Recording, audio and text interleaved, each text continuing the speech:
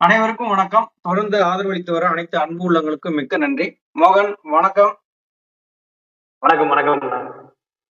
ஆன்மீக செம்மல் தீபா ஜெயபிரதீப் அவர் அவர்களுடைய முகநூல் பக்கத்துல எஸ்பி வேலுமணிக்கு ஆதரவாக ஒரு பதிவு ஒண்ணு போட்டிருக்கிறாங்க. எஸ்பி வேலுமணி அவர்கள் மீது தமிழக அரசு அவசர அவசரமாக ஒரு வழக்க பதிவு செஞ்சது மிகப்பெரிய அளவுல அதிர்ச்சி அளிக்கிறது அப்படின்னு சொல்லி போட்டிருந்தாங்க. இன்னைக்கு அதிமுகவினுடைய தொண்டர்கள் எல்லாருமே ஒருங்கிணைந்தாதான் அதிமுக மீட்டெடுக்க முடியும். அப்படி ஒருங்கிணையல அப்படின்னா அதிமுக மீட்டெடுக்கிறது மிகப்பெரிய சிரமமா இருக்கு. 24 வருடம் ஒரு உண்மை தொண்டனா எனக்கு மிகப்பெரிய அளவுல வருத்தத்தை தருது அப்படின்னு சொல்லி அந்த பதிவை போட்டிருந்தாங்க. இது திமுகவினுடைய அந்த அரசியல் சூழ்ச்சியை கழகத்தினுடைய நிர்வாகிகள் உணர்ந்துடணும், உணர்ந்தாதான் நல்லது அப்படிங்கிறதையும் சொல்லியிருந்தாங்க. இதை நீங்க எப்படி பாக்குறீங்க? அண்ணன் ஆன்மீக செம்மல் வீபா ஜெயபிரதீப் அவர்கள் ஒவ்வொரு தொண்டருடைய எண்ணத்தையும் பிரதிபலிக்கும் விதமாக அந்த பதிவை போட்டிருக்காரு. அதை அப்படித்தான் நம்ம பார்க்கணும். கடைசியா அந்த வார்த்தைகள்ல கூட அவர் சொல்லியிருப்பாரு, 24 ஆண்டுகால ஒரு தொண்டனாக மிகவும் ஒரு வருத்தமான ஒரு செய்தியாக இது இருக்கிறது என்று போட்டிருக்காரு. ஏறக்குறைய 1/4 நூற்றாண்டு காலம் அனைத்து இந்திய அண்ணா திராவிட முன்னேற்ற கழகத்துடைய தொண்டராக அண்ணன் ஜெயபிரதீப் அவர்கள் தொடர்ச்சியாக பயணித்துக் கொண்டிருக்கிறார். இன்று வரை எனக்கு பதவி எதுவும் வேண்டாம், பட்டம் வேண்டாம், நான் ஒரு கழகத்துடைய கடைக்கூடி தொண்டனாகவே இருந்து கொள்கிறேன் என்றுதான் சொல்லிட்டு இருக்காரு. ஒருங்கிணைந்த அதிமுக வேணும் அப்படின்றது தொண்டருடைய எண்ணம். அதை நிறைவேற்றும் பண்ண தான் கழகத்துடைய மூத்த முன்னோடிகள் ஏற்கனவே 6 முன்னாள் அமைச்சர்கள் எடப்பாடி பழனிசாமி அவருடைய வீட்டிற்கே சென்று அந்த ஒருங்கிணைப்பை பத்தி பேசியிருந்தாங்க. அப்படிப்பட்ட வேலையில தற்பொழுதும் கூட அந்த அண்ணன் எஸ்பி வேலுமணி அவர்களுடைய தலைமையில ஒரு 2ஆம் கட்ட பேச்சுவார்த்தை நடந்திருப்பதாக சொல்லப்படுகிறது. அந்த பேச்சுவார்த்தைய திமுகவினுடைய அரசு ஏதேனும் ஒரு வழியில கேதர் பண்ணிதான் இன்னைக்கு எஸ்பி வேலுமணி அவர்கள் தான் கட்சியை ஒருங்கிணைக்கணும் அப்படின்ற வேலையில மும்பரமா இருக்காரு. அப்ப அவர் மீது இந்த ஒரு வழக்கை கொடுத்துட்டோம் அப்படின்னா அவரு சுதந்திரமா செயல்பட முடியாது. அப்ப அவர் சுதந்திரமா செயல்பட முடியாத பொழுது கட்சி ஒருங்கிணையாது. அதிமுக ஒருங்கிணையவில்லை அப்படின்னா 2026 திமுக ஆட்சிக்கு வருவதில் எந்த ஒரு பிரச்சனையும் இருக்காது அப்படின்றதுனால இந்த வழக்கை அவசர அவசரமா கொடுத்துருக்காங்க. ஒருவேளை அதிமுக ஒருங்கிணைந்திருக்கு அப்படின்னா 2026 மட்டுமல்ல, 2031 மட்டுமல்ல, அதிமுக என்கிற மாபெரும் இயக்கம் ஒற்றுமையாக இருக்கக்கூடிய அத்தனை ஆண்டுகளிலே ஆட்சியில தான் இருக்கும். அப்ப 2026 நம்ம ஆட்சியை தக்க வைக்கணும்னா அந்த கட்சி இணைப்புக்கு முயற்சி எடுக்கிற எஸ்பி வேலுமணி அவர்கள் மீது நம்ம ஒரு வழக்க பதிவு பண்ணி அந்த இணைப்புக்கான ஒரு முட்டுக்கட்டை போட்டா மட்டும்தான் நம்ம வெற்றி பெற முடியும் அப்படிங்கிற எண்ணத்துலதான் இருக்கு. ஆக்சுவலா பாத்தீங்கன்னா மக்கள் செல்வாக்க பெற்று நம்ம ஆட்சி அமைக்கணும் எண்ணம் கிடையாது. எடப்பாடி பழனிசாமியினுடைய அந்த தலைமை அந்த பிளவு பயன்படுத்திக்கிறோம், ஒண்ணு சேர விடக்கூடாது.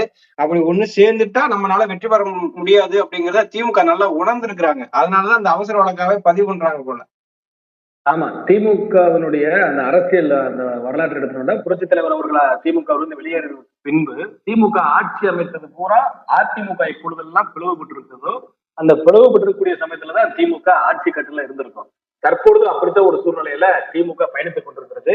மக்களுடைய செல்வாக்கு அப்படின்றது திமுகவுக்கு இன்னைக்கு மட்டும் இல்ல, என்னைக்கு மாண்புமிகு புரட்சித் தலைவர் அவர்கள் திமுக விட்டு வெளியேறினாரோ அன்றையிலிருந்து மக்கள் செல்வாக்கு இல்லாத ஒரு கட்சியாக திமுக இருந்து கொண்டிருக்கிறது. மக்களுடைய செல்வாக்கை இழந்த திமுக அதிமுகவை பிளவுபடுத்தி அந்த பிளவுபடுத்துவதனுடைய ஆதாயத்தை திமுக வெற்றி பெற்று ஆட்சி கட்டில் அமர்ந்தலாம்னு சொல்லி குறுக்கோடியை பயன்படுத்தி கொண்டிருக்கிறாங்க. அவங்களுடைய திட்டம் இன்னைக்கு மட்டுமல்ல, என்னைக்குமே நிறைவேறாது. முன்னாள் அமைச்சர்களும் சரி, மூத்த நிர்வாகிகளும் சரி, ஒருங்கிணைந்த அதிமுக வேணும் அப்படின்ற கருத்துல ஒருமித்த கருத்துல வந்துட்டாங்க. தொண்டருடைய எண்ணத்திற்கு செவிசாய்க்க ஆரம்பிச்சுட்டாங்க. உறுதியா 2026 ஆட்சியை அமைக்கிறோம். அதிமுக உள்ளாட்சி தேர்தலுக்கு முன்பாகவே ஒருங்கிணைந்த அதிமுக உருவாக்கல, ஆச்சரியப்படுவதற்கு கொண்டு அதுல ஒரு வார்த்தை என்ன குறிப்பிட்டிருக்காங்க அப்படின்னா, இது பிரித்தாளும் சூழ்ச்சியை திமுக நடத்துது. இந்த பிரித்தாளும் சூழ்ச்சியை திமுக நடத்துறத நீங்க தலைமை கழக நிர்வாகிகள் நீங்க உணர்ந்து செயல்படுங்க அப்படிங்கிறத நேரடியாவே சொல்லிட்டாங்க. தலைமை கழக நிர்வாகிகள் நேரடியாவே சொல்லிட்டாங்க, திமுக பிரித்தாளும் சூழ்ச்சியை நடத்துது, ஒற்றுமைக்கான வழியை பாருங்க அப்படிங்கிறதையும் குறிப்பிட்டிருக்காங்கல்ல. ஆமா, ஏன் அந்த வார்த்தையை அண்ணன் சொல்லியிருக்கிறாரு அப்படின்னா, திமுக அரசு முதல்ல எடப்பாடி பழனிசாமி அவர்களுக்கு ஒரு தொல்லை தர்றாங்க. உங்கள் மீது இருக்கக்கூடிய வழக்குகள்ல நாங்க துரிதப்படுத்துவோம், நீங்க கட்சியை ஒண்ணு செய்யக்கூடாது, நீங்க எப்பவுமே தனித்தனியா தான் இருக்கணும், அப்பதான் நாங்க ஜெயிக்க முடியும், நாங்க ஆட்சியில் இருக்கிற வரைக்கும் நாங்க எங்களுடைய சொல்பத்தை கேட்கணும் ஒரு டிமாண்ட் வச்சிருக்காங்க. அப்படிப்பட்ட வழியில அண்ணன் எஸ்பி வேலுமணி அவர்கள் கட்சியை ஒண்ணு சேர்த்தே ஆகணும்னு சொல்லிட்டு 2 பக்கம் பேச்சுவார்த்தை நடத்தி ஒருங்கிணைப்பான வேலையை துரிதப்படுத்துறாரு. அப்ப அவரு ஆஃப் பண்ணணும் அப்படின்றதுக்காக, அவரை முடக்க வேண்டும் என்பதற்காக அவர் மீது ஒரு வழக்கு அவசர அவசரமாக ஒரு வழக்கு கொடுக்குறாங்க. இதே போல யார் யாரெல்லாம் ஒருங்கிணைப்பை பத்தி பேசுறீங்களோ அவங்க மேல பூரா நான் வழக்கு தொடுப்பேன் அப்படின்னு சொல்லிட்டு ஒவ்வொரு ஆளா ஸ்பிட் பண்றது எதிர்ப்புறதான். அண்ணன் எஸ்பி வேலுமணி அவர்கள் மீது ஒரு வழக்கு தொடுத்தோம்னா அவர் அதுக்கு உள்ள வர மாட்டாரு. வேற ஏதாவது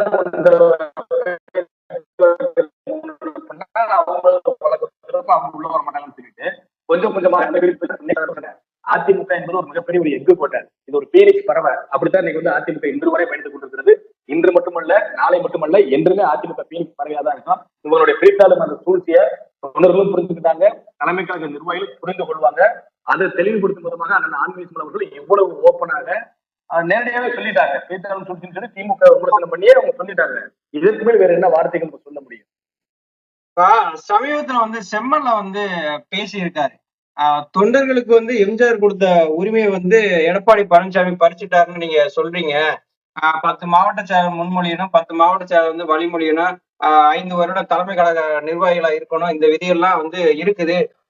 ஒரு தொண்டர் வந்து போட்டியிட்டா எந்த மாவட்ட செயலர் வந்து வந்து இப்ப ஆதரவு கொடுக்க மாட்டாங்களா, வழிமொழிய மாட்டாங்களா? அதெல்லாம் வழிமொழிவாங்க அப்படின்னு சொல்லியிருக்காரு செம்மன். அதை நியாயப்படுத்துறாரு எடப்பாடி பழனிசாமி. இந்த விதியை திருத்தினதை நியாயப்படுத்துறாரு. இப்ப நான் போய் வந்து பொதுச்செயலர் பதவிக்கு போட்டியிடும் சொல்லி வேட்புமனு தாக்கல் பண்ண போறேன் அப்படின்னா இப்ப 10 மாவட்ட கழக சேர்ந்து வந்து அண்ணன் செம்மலை அவர்கள் வந்து நம்ம கூட்டு வந்து முன்மொழியை சொல்லுவாரா, இல்ல 10 மாவட்ட கழக சேர்ந்து கூட்டு வந்து வழிமுறையை சொல்லிடுவாரா?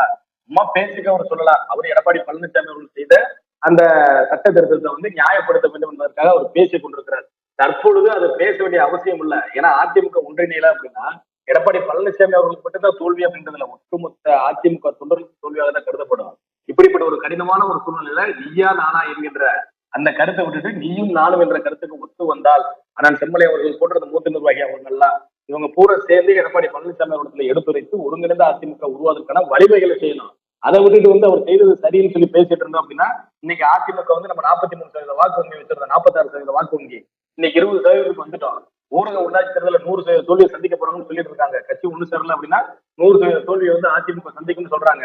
அப்பேற்பட்ட பெரிய தோல்வியை சந்திச்சாங்க அப்படின்னா 2026ல ஏதோ மக்கள் நீதி மையம் கட்சி வந்து எப்படி ஒரு தேர்தலை சந்திப்பாங்களோ, இல்ல புதிதாக ஆரம்பிக்கப்பட்ட ஒரு கட்சி எப்படி தேர்தலை சந்திக்குமோ அப்படிப்பட்ட ஒரு சூழ்நிலைக்கு தள்ளப்பட்டு விடுவோம். நடந்து முடிந்த நாடாளுமன்ற தேர்தலிலேயே காலையில 10 மணிக்கு மேல வந்து பூத் ஏஜென்ட் இல்லைங்கிறாங்க அதிமுகவுல பல இடங்கள்ல. அப்படிப்பட்ட ஒரு சூழ்நிலை 2026 சட்டமன்ற தேர்தலே அதே சூழ்நிலை தொடர்தான் செய்யும். அப்ப அதையெல்லாம் மனசுல வச்சுதான் இந்த மூத்த நிர்வாகிகள் வந்து பழைய பிரச்சனைகளை, பழைய பஞ்சாங்கத்தை பாடாம தற்போது இருக்கக்கூடிய சூழ்நிலைக்கு, தற்போது இருக்கக்கூடிய காலநிலைக்கு என்ன தேவையோ ஒருங்கிணைப்புக்கான பேச்சுவார்த்தையை முன்னெடுக்கணும். அவர் வந்து 72ல இருந்து நான் வந்து கட்சியில இருக்கிறேன், எம்ஜிஆருடைய தீவிர விசுவாசி, அதிமுகவுடைய நான் தீவிர தொண்டை அப்படிங்கிறாரு. ஒரு தொண்டர்களுடைய உரிமையை பறிக்கும் போதும் அவர் வந்து வேடிக்கை பார்த்துட்டு தான் இருக்காரு. அவர் செம்மல அதுல என்ன சொல்றாரு அப்படின்னா, இந்திய அரசியலமைப்பு சட்டத்தையே வந்து அவங்க மாத்தும் போது இது அதிமுகனுடைய சட்ட விதியை மாத்தின ஒன்றும் தவறு இல்லை. அதெல்லாம் வந்து தொண்டர்களுக்கு வந்து மாவட்ட செயலர்கள்லாம் வந்து ஆதரவு கொடுப்பாங்க, வழிமொழிவாங்க, முன்மொழிவாங்க அப்படின்னு வந்து சர்வசாதாரணமா அது பேச்ச இல்ல. அண்ணன் செம்மலை அவர்கள் வந்து 1972ல இருந்து நான் வந்து அரசியல் இருக்கிறேன், புரட்சி தலைவர் வந்து மிகுந்த விசுவாசமிக்க ஒருவர்னு சொல்லக்கூடியவர். புரட்சி தலைவர் அவர்கள் எதற்காக திமுக வெளியேற்றப்பட்டார், எதற்காக அதிமுக உருவாக்கப்பட்டது, எதற்காக அந்த சட்ட விதியை கொண்டு வந்தார்கள், தலைமையை வந்து தொண்டர்கள் தான் தேர்ந்தெடுக்க வேண்டும் என்கிற சட்ட விதியை எதற்காக மாண்புமிகு இதய புரட்சியாளர் எம்ஜிஆர் அவர்கள் வகுத்து கொண்டு வந்தாருன்னு சொல்லி அப்ப அவருக்கு தெரிஞ்சிருக்கும்ல.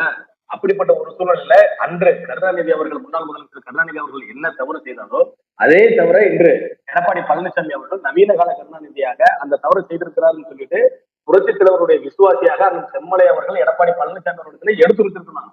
அதை செய்யாம அவர் வந்து அதை நியாயப்படுத்திட்டு இருக்கிறாருன்னு சொல்லி சொன்னோம் அப்படின்னா அப்ப வெட்ட வெளிச்சமா தெரிகிறது. அவர் ஒருதலைபட்சமாக பேசுகிறார். தான் இருக்கக்கூடிய இடத்திற்கு, அதாவது தான் பிடித்த முயலுக்கு 3 கால் என்று சொல்லக்கூடியவர்களுக்கு என்ன விளக்கம் கொடுத்தாலும் அவர்களுக்கு எதுவும் தெளிவாக தெரிய போவதில்லை. அப்படிப்பட்ட நபர்களுக்கு தொண்டர்களும் நிர்வாகிகள் விரைவில் நல்ல பாடத்தை புகட்டுவாங்க. ராஜேந்திர பாலாஜி வந்து அதிமுக இணைந்தாதான் நல்லது அப்படின்னு வந்து சொல்றாங்க. ராஜேந்திர பாலாஜிக்கும் எடப்பாடி பழனிசாமிக்குமான ஒரு முட்டல் மோதல் வந்து அதிகமாயிருச்சு. விருதுநகர் பக்கத்துல வந்து ஒரு கட்சியினுடைய நிர்வாகி கல்யாணத்துக்கு வந்து எடப்பாடி பழனிசாமி வந்திருந்தாரு. அங்க வந்து வரவேற்கவோ வழி அனுப்பவோ போக கிடையாது, முற்றிலுமா வந்து புறக்கணிச்சிருக்காரு. நேத்து ஒரு மீட்டிங்ல வந்து பேசியிருக்காரு, அதிமுக கண்டிப்பா ஒருங்கிணையணும் அப்படின்னு வந்து சொல்லியிருக்காங்க. அங்க வந்து பாத்தீங்கன்னா முக்குளத்தூர் வாக்குகள் வந்து அதிகமா இருக்கிறதுனால அங்க வந்து விஸ்வகர்மாவை சேர்ந்தவர் தான் ராஜேந்திர பாலாஜி. இப்ப அவர் கட்சியை வந்து கட்டுக்கோப்பா அந்த இடத்துல வச்சிருக்காரு. அந்த இடத்துல வந்து இவர் வந்து ஒரு உடசலை ஏற்படுத்தி ராஜேந்திர பாலாஜி இதை எப்படியாவது வந்து மாவட்ட சார்பை வந்து தூக்கணும்னு சொல்லிட்டு எடப்பாடி பழனிசாமி பிளான் பண்றதா ஒரு ஒரு தகவல் வேற இருக்குது. இதுக்கு ராஜேந்திர பாலாஜி என்ன பண்றாரு, அதிமுகவை நாங்க வந்து பலமா வச்சிருக்கிறோம், இங்க எதுவுமே கிடையாது, முதல்ல அதிமுக ஒருங்கிணையணும் அப்படிங்கிறத பேசி இருக்கிறாரு. இல்ல அண்ணன் ராஜேந்திர பாலாஜி அவர்களுடைய கருத்து தொண்டருடைய கருத்தை அவர் வெளிப்படுத்தி இருக்கிறார். பொதுவா வந்து எதற்காக அந்த கருத்தை இதுவரை பொது மேடைகள்ல அதிகமாக பேசாத அண்ணன் ராஜேந்திர பாலாஜி அவர்கள் இப்ப பொது மேடையிலே பேசுறாரு. ஆமா, கட்சி ஒருங்கிணைனா அப்பதான் கட்சி வந்து பலமா இருக்கும், அப்பதான் 2024 ஆட்சி அமைக்க முடியும்னு அவர் பேசுறதுக்கு காரணம் என்ன அப்படின்னா, இன்னைக்கு எடப்பாடி பழனிசாமியுடைய தலைமையில அதிமுக ஒரு குறிப்பிட்ட அளவுல குறிப்பிட்ட பகுதியில, அதாவது கொங்கு பகுதி முழுவதுமாக அல்லாம ஒரு நாமக்கல், சேலம் அந்த பகுதிகளை, வடக்கு மாவட்டங்கள்ல ஒரு 10 மாவட்டங்கள்ல வந்து மிக ஸ்ட்ராங்கா இருக்கக்கூடிய அளவுல வெளியில காட்சி அளிக்குது. அந்த 10 மாவட்டங்கள்ல மட்டும் இருக்கக்கூடிய சட்டமன்ற தொகுதிகளில் வெற்றி பெற்றால் போதுமா? ஆட்சி அமைக்க விட முடியுமா? அப்ப தமிழ்நாடு முழுவதும் இருக்கக்கூடிய அனைத்து மாவட்டங்கள்லயும் அதிமுகவுக்கு இருந்த செல்வாக்கு, புரட்சித்தலைவருடைய காலத்துல இருந்து புரட்சித் தலைவர் மாண்புமிகு அம்மா அவருடைய காலத்துல இருந்த செல்வாக்கு தற்பொழுது இல்ல. அதற்கு காரணம் என்ன அப்படின்னா, அந்த வழியில வந்த 3வது தலைமுறையாக அதிமுகவுடைய 3வது தலைமுறை தலைவராக இருந்த ஐயா ஓபிஎஸ் அவர்களை வெளியேற்றப்படும் பொழுது அவர் சார்ந்திருக்கக்கூடிய சமூகங்கள்லயும் மிகப்பெரிய அளவில் ஒரு அதிர்வலை ஏற்படுத்துது. அவர் பின்னால் இருக்கக்கூடிய புரட்சித் தலைவருடைய தொண்டர்கள், புரட்சித் தலைவர் மாண்புமிகு அம்மாவுடைய தொண்டர்களுக்கு ஒரு அதிர்வலை ஏற்படுத்துது. இப்படிப்பட்ட வேலையில அவரை தவிர்த்து விட்டு ஒரு அரசியல் அதிமுக செய்யணும் அப்படின்னா 2026 மட்டுமல்ல, இனி எப்பொழுதும் அதிமுக ஆட்சிக்கு வராது என்பத கருத்து தான் அண்ணன் ராஜேந்திர பாலாஜி அவர்கள் சொல்லியிருக்கிறார். இப்ப ஏற்கனவே பாத்தீங்கன்னா மாவீரன் பூலித்தேவன் அவர்களுடைய அந்த பிறந்தநாள் விழா வந்தது இல்லையா, அப்ப வந்து ராஜேந்திர பாலாஜி தனியா தான் போய் மாலை அணிவித்து மரியாதை செலுத்திருக்காரு. செல்லூர் ராஜு, ராஜன் செல்லப்பா, திண்டுக்கல் சீனிவாசன், நத்த விஸ்வநாதன் எல்லாருமே வந்து போயிருக்காங்க. இருந்தாலும் ராஜேந்திர பாலாஜி வந்து தவிர்த்து விட்டு தான் போயிருக்காங்க. அந்த இடத்துல வந்து ராஜேந்திர பாலாஜி தனியா போய் தான் போட்டு மரியாதை செலுத்தியிருக்காரு. இல்ல அண்ணன் ராஜேந்திர பாலாஜி அவர்கள் ஒரு விஷயத்தை தீர்க்கமா முடிவு பண்ணிட்டாரு. ஒருங்கிணைந்த அதிமுக வேணும்னு சொல்லிட்டு ஏற்கனவே அதே கருத்துலதான் இந்த முன்னாள் அமைச்சர்கள், மூத்த முன்னாள் அமைச்சர்கள் அண்ணன் எஸ் பி வேலுமணி அவர்கள், தங்கமணி அவர்கள், கே செங்கோட்டையன் அவர்கள், சி வி சண்முகம் அவர்கள் சொல்லிட்டு இவங்க எல்லாருமே அந்த ஒருங்கிணைந்த அதிமுக வேணுன்றதுல ரொம்ப ஸ்ட்ராங்கா இருக்கிறாங்க. சவுத்துல இருந்து நம்மளுடைய குரலையும் பதிவு பண்ணணும் அப்படின்றதுக்காக அண்ணன் ராஜேந்திர பாலாஜி அவர்கள் அதை பொது மேடைகளை தற்பொழுது பேசி வந்து கொண்டிருக்கிறார். அதற்கு எதிர்ப்பு தெரிவிக்கும் விதமாக ஆர் பி உதயகுமார் அவர்கள் வந்து ஏதோ நம்ம மறைக்கிறதுக்காக அவரை தவிர்த்து விடலாம், அவரை தவிர்த்து நம்ம மற்றவங்க கூட அந்த ஃபங்க்ஷனுக்கு போலாம் வரலாம்னு சொல்லிட்டு பேசலாம், செய்யலாம். நீங்க உங்களுக்குள்ள ஆறுதல் தெரிவிக்கொள்ளலாமே ஒழிய ஒட்டுமொத்த அதிமுக தொண்டர்களை நீங்க வந்து நிறைவுபடுத்த முடியுமா? அவங்க எதிர்பார்க்கிறது என்ன? எல்லோரும் ஒருங்கிணைந்து இருக்க வேண்டும். எடப்பாடி பழனிசாமி கட்சியில இருந்து வெளியேற்றிருக்க, நம்ம மட்டும் இருந்துக்கான்னு சொல்லி யாரும் சொல்லல. எடப்பாடி பழனிசாமி ஏன் இலக்கணும் அப்படின்னு கொண்டு வாங்க கட்சிக்குள்ள, அப்படிதான் சொல்றாங்க தொண்டர்கள். அந்த கருத்தை தான் மாண்புமிகு ஐயா ஓ பன்னீர்செல்வம் அவர்களும் அதுதான் சொல்றாங்க.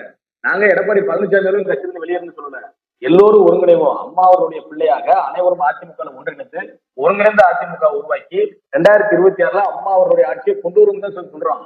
அதை விட்டுட்டு ஐயா ஓபிஎஸ் அவர்கள் வந்தா மக்கள் செல்வாக்கு கூட அவருக்கு தான் போயிடும், அதனால அவர் கட்சிக்குள்ள சேர்க்கக்கூடாது, நம்ம இருக்க வரைக்கும் நம்ம தான் இங்க வந்து ராஜாவா இருக்கணும்னு நினைச்சிட்டு இருந்தீங்க அப்படின்னா கடைசி வரைக்கும் இந்த சட்டத்தை தான் குதிரை ஓட்டணும். ஆர் பி உதயகுமார் அவர்கள் வந்து ஐயா ஓபிஎஸ் அவர்களுக்கு மாற்று அப்படின்னு சொல்லிட்டு ஒரு அரசியலை பண்ணிட்டு இருக்காங்க அப்படின்னா அவருடைய அரசியல் புரிதல் எப்படி இருக்கு முதல்ல அதை பாருங்க. ஐயா ஓபிஎஸ் அவர்களுக்கு நிகரான ஒரு ஆர் பி உதயகுமார் அவர்கள் சும்மா ஒரு சமூகத்தை சேர்ந்தவங்க, அதனால அந்த சமூகத்தில் இருக்கக்கூடிய மாற்று வருதான்னு சொன்னா எப்படி எடுத்துருவாங்க? ஐயா ஓபிஎஸ் அவர்கள் தமிழகத்தில் இருக்கக்கூடிய 234 தொகுதியில எந்த தொகுதியில் இருந்தாலும் ஜெயிப்பாரு. ஆர் பி உதயகுமார் அவர்களால திருமங்கலத்தை தாண்டி வேற தொகுதியில் ஜெயிக்க முடியுமா? அவர் எப்படி ஒப்பிடுறீங்க? அதே போல கே பி முனுசாமி அவர்கள் சொல்றாங்க. கே பி முனுசாமி அவர்கள் வந்து என்ன சொல்றாரு, கட்சி வந்து ஒருங்கிணைப்புல இங்க வேலை இல்லை, நாங்க ரொம்ப ஸ்ட்ராங்கா இருக்கோம் அப்படின்னா நீங்க இருக்கக்கூடிய பகுதியில நீங்க ஜெயிச்சுக்கிருவீங்க. ஏன்னா அதிமுக அப்படின்ற கட்சியை ஒரு குறிப்பிட்ட சமுதாயத்தோட கட்சியை நீங்க மாத்திட்டீங்க, அதனால உங்க பகுதியில ஜெயிக்கலாம், மற்ற பகுதியில எப்படி ஜெயிப்பீங்க? மத்த யாருமே வந்து சட்டமன்ற உறுப்பினர் ஆக வேணாமா? அப்ப இதெல்லாம் எடப்பாடி பழனிசாமி அவர்கள் தான் சொல்லணும், அவரு தான் போய் சொல்லணும். எப்ப ஒருங்கிணைந்த அதிமுக தான் வேணும், நீயா நானாங்கிற போட்டி வேணாம்னு சொல்லிட்டு அவரு தான் முடிவெடுக்கணும். இல்ல இவங்க ஆர் பி உதயகுமார் அவருடைய பேச்சு, கே பி முனுசாமி அவருடைய பேச்சு, ஜெயக்குமார் அவருடைய பேச்சு கேட்டு இருந்தாங்க. எடப்பாடி பழனிசாமி அவருடைய தலைமையில அதிமுக அழிந்ததாக வரலாற்று இடம்பெற்று விடுவார் எடப்பாடி பழனிசாமி அவர்கள். இதுவரை கருத்துக்களை பகிர்ந்து கொண்டமைக்கு நன்றி மகன். நன்றி.